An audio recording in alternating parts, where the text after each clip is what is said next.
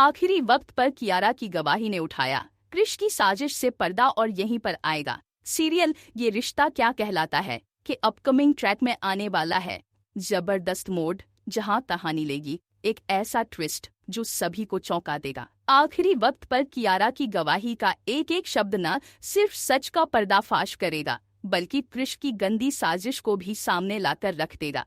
कहानी की शुरुआत होती है तानिया को समझाने के सीन से, जहां कियारा उसके पास आती है, उसे हिम्मत देती है। लेकिन जैसे ही कियारा की नजर टेबल पर रखी अपनी पुरानी दवाई की स्ट्रिप पर पड़ती है, वो चौंक जाती है। वो सोचने लगती है, ये तो मेरी दवा है, ये तो मेरी दवा है, ये यहाँ कैसे? और कुछ गोलियां इसमें से गायब भी हैं। उसे याद आता है कि कुछ दिन पहले दवाइयां उसके बैग से अचानक गायब हो गई थी और तब उसने सोचा था कि शायद कहीं गिर गई होंगी। लेकिन अब उन्हें क्रिश के कमरे में देखकर उसका शक और भी गहरा हो जाता है।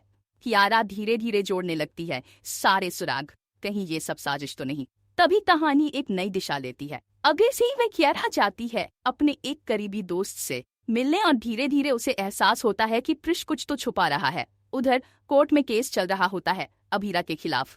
क्रिश अपनी चालाकियों से एक के बाद एक झूठे सबूत पेश करता है। रेस्टोरेंट की सीसीटीवी फुटेज, कैफे स्टाफ की झूठी गवाही और वो वीडियो जिसमें अभीरा कॉफी में कुछ मिलाती नजर आ रही होती है। ये सब देखकर लगता है जैसे अब अभीरा के बचने का कोई रास्ता नहीं है। अरमान भी मायूस हो जाता है। वो खुद से कहता है, मैं अभीरा को नहीं बचा पा रहा।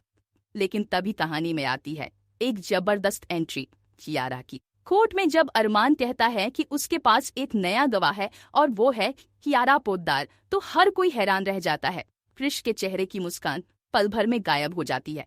कियारा कोर्ट में खड़ी होकर कहती है, मैं डिप्रेशन में थी और चुपचाप दवाई लेती थी ताकि मेरे परिवार को चिंता ना हो, लेकिन मेरी दवाई अचानक गायब हो गई थी। आज मुझे पता चल गया कि वो दवाई क्रिश भैया के कमरे में थी। आखिर क्यों? क्रिश बुरी तरह चौंक जाता है। कियारा सवाल करती है, मेरी दवा आपके पास क्यों थी? मैं दिन में एक गोली लेती हूँ, लेकिन किसी ने अगर ज्यादा गोलियां दी होती तो अटैक भी आ सकता था। फिर वो बताती है कि कैसे कृष्ण ने जानबूझकर कैफे में चीनी में और दवा मिला दी थी ताकि दवा की क्वांटिटी बढ़ जाए, और कैसे कृष्ण ने अभीरा को फंसाने की पूरी कोशिश की। वो सारे सबूत कोर्ट में पेश करती है, जिससे पूरा मामला पलट जाता है। कृष्ण खुद को घिरा पाकर घबराता है और उगलता है असली मुजरिम का नाम गीतांजलि। इन सब में वो भी शामिल है। मैंने कुछ नहीं किया, ये सब गीतांजलि की साजिश थी। लेकिन अब बहुत देर हो चुकी होती है। कोर्ट में सब साफ हो चुका होता है कि कैसे कृष्ण और गीतांजलि ने मिलकर ये साजिश रची थी ताकि कृष्ण को अंशुमन की प्रॉपर्टी मिल जाए और गीतांजलि को माहिरा और अरमान। अब कहानी में आता है क्लाइमैक्स। कृष्ण और गीतांजलि दोनों को उनके किए की सजा मिलने वाली है। वहीं अरमान और अभीरा फिर से एक साथ खड़े नजर आते हैं, एक दूसरे की आंखों में वही पुराना भरोसा और प्यार लिए।